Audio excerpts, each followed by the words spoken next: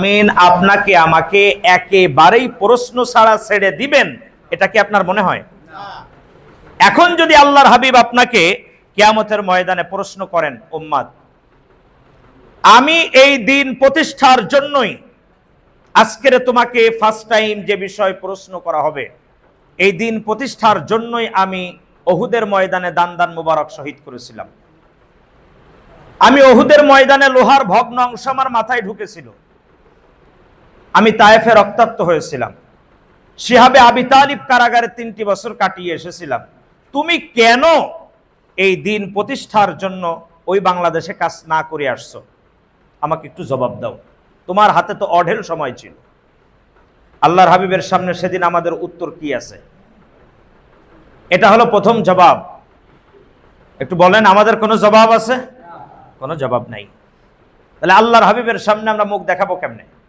বিচারকের সামনে যাওয়ার আগে অনেক মামলা দেখবেন উকিল কি করে, যেখান থেকে সরো, লাগবে না তোমার মতন মক্কেল আমার।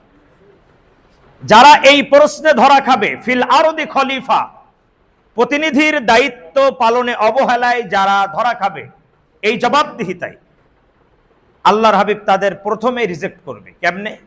আল্লাহর হাবিব বলবেন অকল আল্লাযীনা কাফারু। আল্লাহর হাবিব এবার আল্লাহকে ডাক দিয়ে বলবেন অকল আর রসুল সাল্লাল্লাহু আলাইহি ওয়াসাল্লাম বলবেন ইয়া রব্বি, হে আমার রব। আল্লাহর হাবিব আমাদের সুপারিশ করবেন, বরং এখন মামলা করতেছেন। আমাদের যিনি সুপারিশ করবেন উকিল, তিনি এখন কি করবেন? মামলা করবেন। অকল আর রসুল সাল্লাল্লাহু আলাইহি ওয়াসাল্লাম বলবেন ইয়া রব্বি, হে আমার রব, ইন্না কওমি, নিশ্চয়ই এটা দুনিয়াতে সেই দল পার্টি সেই সম্প্রদায়ের লোক ছিল, ইত্তাখাযু হাযাল কুরআনা মাহজুরা, যারা কোরআন নিয়ে ঠাট্টা বিদ্রুপ করেছে, যারা কোরআন নিয়ে উপহাস করেছে, যারা কোরআনের সমাজ কায়েম না হতে দেওয়ার জন্য চেষ্টা করেছে, এ হলো সেই সম্প্রদায়ের লোক। আল্লাহ এদেরকে ধরুন এবং কোথায় নিক্ষেপ করে দেন?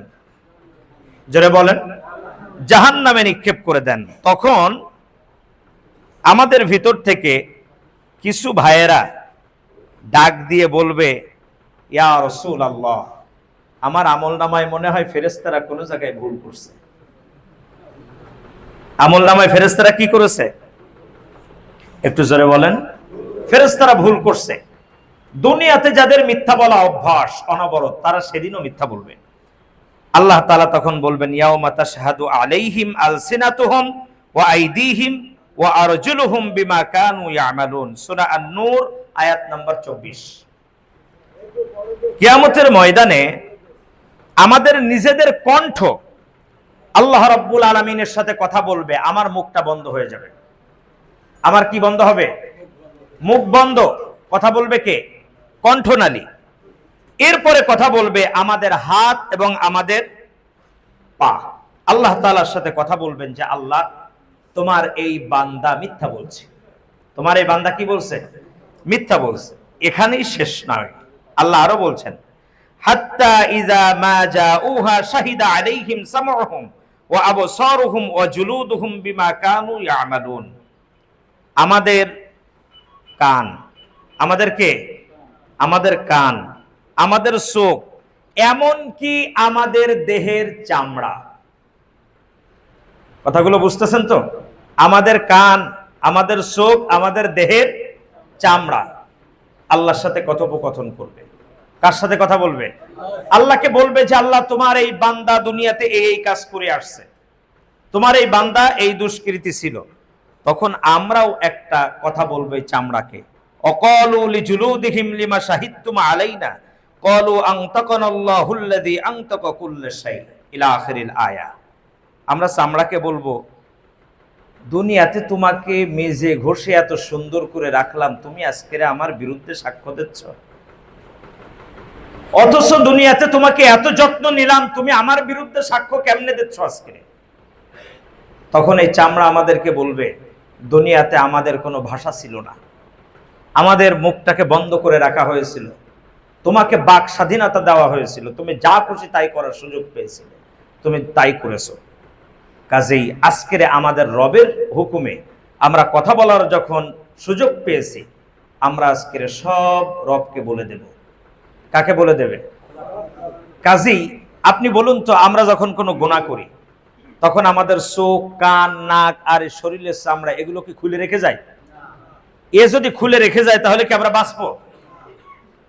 তাহলে গুনাহ করার কি আর কোনো সুযোগ আছে? এটা হলো হামিম আস-সাজদা 20 এবং 21 নম্বর আয়াত, লিখে নেন। হামিম আস-সাজদা এর 20 এবং 21 নম্বর আয়াত। সম্মানিত দিনী ভাইয়েরা, আল্লাহ তাআলা বলছেন যে তোমাদের সেদিন সব জবাবদিহিতার কাঠগড়ায় দাঁড় করানো হবে। সেদিন আল্লাহ আমাদেরকে কেন দাঁড় করাবেন? 20 এবং 21 হামিম আস-সাজদা। আল্লাহ তাআলা বলছেন সেদিন তোমাদেরকে পূর্ণ প্রতিদান, তোমরা যা করেছো দুনিয়াতে এর পূর্ণাঙ্গভাবে তোমাদের সেই প্রতিদান আমি আল্লাহ তাআলা বুঝিয়ে দেব। এর ভিতর থেকে এক শ্রেণীর মানুষ যাবে জান্নাতে, আর এক শ্রেণীর মানুষ চলে যাবে কোন দিকে? জাহান্নামে। দুনিয়াতে রাস্তা আল্লাহ দুইটা দেখাইছেন, তিনটে কিন্তু আল্লাহ দেখান নাই। ওয়াহাদাইনাহুন নাজদাইন, আল্লাহ বলছেন যে তোমাদের সামনে আমি দুইটা রাস্তা স্পষ্ট করে দিয়েছি। কয়টা রাস্তা? একটা হলো ডান আর একটা হলো বাম। এই আয়াতের ভিতরে আরো একটা শব্দ আছে, সুস্পষ্ট করেছে। তার মানে একটু আল্লাহ তাআলা অস্পষ্টতা রাখেন নাই। এই যে দুইটা রাস্তা, একটা ডান আর একটা হলো বাম, আমরা বেছে নিয়েছি কোনটা? সবাই বলি ডান রাস্তা। এই ডান রাস্তায় যদি আমরা যাই তাহলে বাম রাস্তার লোকেরা আমাদেরকে কি করবে? বাধা দেবে। এখন এই বাম রাস্তার যিনি নেতৃত্ব প্রদান করবেন তার নামটা কি আমাদের পরিচিত না অপরিচিত? সে কিন্তু একটা নামে পরিচিত নয়। তার নাম কি? তার আরো 6টা নাম আছে। তার আরো কয়টা নাম আছে? এই নামগুলো লিখে ফেলেন। প্রথমে লেখেন, শয়তান 80,000 বছর ফেরেশতাদের সাথে ছিল। শয়তান কত বছর ফেরেশতাদের সাথে ছিল? 80,000। একটু দ্রুত লিখবেন, 3 মিনিট আমার শেষ করতে হবে ভাই। 80,000 বছর ফেরেশতাদের সঙ্গী ছিল। 40,000 বছর জান্নাতের প্রহরীর দায়িত্ব পালন করেছে। 40,000 বছর। 30 বছর ছিল ফেরেশতাদের দলনেতা। 14,000 বছর আল্লাহর আরশ পরদক্ষিণ করেছে। হ্যাঁ, 30 বছর। 30 বছর ফেরেশতাদের দলনেতা ছিল। 30 বছর। 40,000 বছর জান্নাতের প্রহরী, আর 14,000 বছর। এর ভিতরে একটা মাত্র 30 বছর, আর সব হাজার। প্রথম আসমানে ইবলিসকে সবাই চিনতো আবেদ নামে। হ্যাঁ, আল্লাহ তাআলার আরশ প্রদক্ষিণ করেছে।